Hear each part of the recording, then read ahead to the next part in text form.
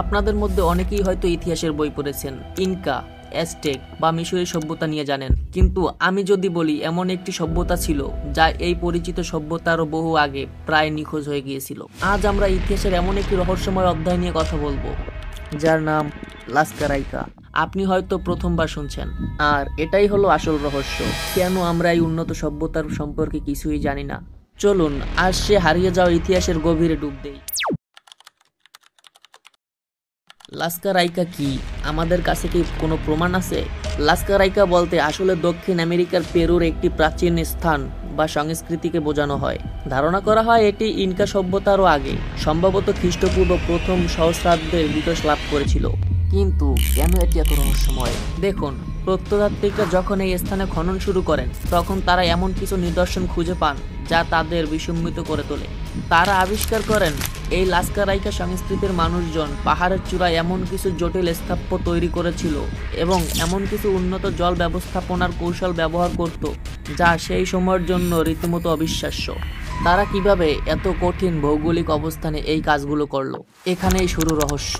তাদের এই স্থাপত্যগুলো কি শুধুই থাকার জায়গা ছিল, নাকি এর পিছনে কোনো জ্যোতিষবিজ্ঞান বা ধর্মীয় উদ্দেশ্য ছিল?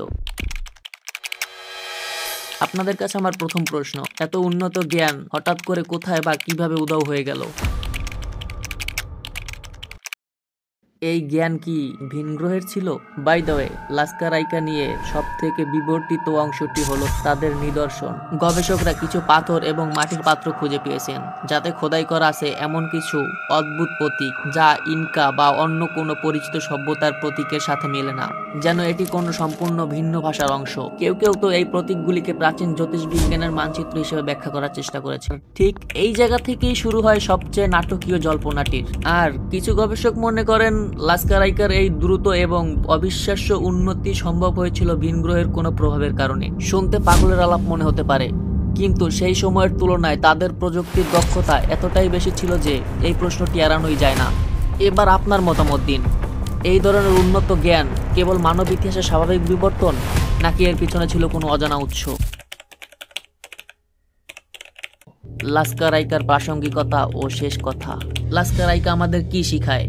এটি আমাদের এটাই মনে করিয়ে দেয় যে আমরা ইতিহাস বলে যা জানি সেটা হয়তো পুরো সত্য নয়। আমাদের জানা ইতিহাসের বাইরেও আরো লুকিয়ে আছে অজানা অধ্যায়। এই সভ্যতা হঠাৎ করে কেন অদৃশ্য হয়ে গেল? প্রাকৃতিক কোনো দুর্যোগ, যুদ্ধ, নাকি তারা নিজেরাই নিজেদের জ্ঞান লুকিয়ে রেখে চলে গিয়েছিল অন্যত্র কোথাও? এই প্রশ্নের উত্তর আমাদের কাছে আজও অজানা, কিন্তু এই রহস্য বাঁচিয়ে রাখে আমাদের কৌতূহল। লাস্কারাইকা আমাদের শেখায় যে অজানাকে জানার কৌতূহল কখনোই যেন কমে না যায়, কারণ ইতিহাসের সবচেয়ে বড় রহস্যগুলো হয়তো এখনো মাটির নিচে বা পুরনো কোনো পুঁথির আড়ালে আমাদের সামনে উন্মোচিত হওয়ার অপেক্ষায় আছে।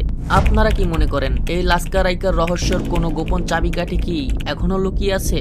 লাস্কারাইকা নিয়ে আপনার চিন্তা ভাবনা নিচে কমেন্ট বক্সে অবশ্যই লিখুন। এই স্ক্রিপ্টের মতো আমরাও চাই এই আলোচনা যেন চলতেই থাকে। ভিডিওটি ভালো লাগলে লাইক করুন, শেয়ার করুন এবং রহস্যের সন্ধানে থাকলে চ্যানেলটি সাবস্ক্রাইব করতে ভুলবেন না। দেখা হবে পরের সপ্তাহে নতুন কোনো অজানা ইতিহাস বা রহস্য নিয়ে। Till then, take care, waiting for the next one. আল্লাহ হাফেজ।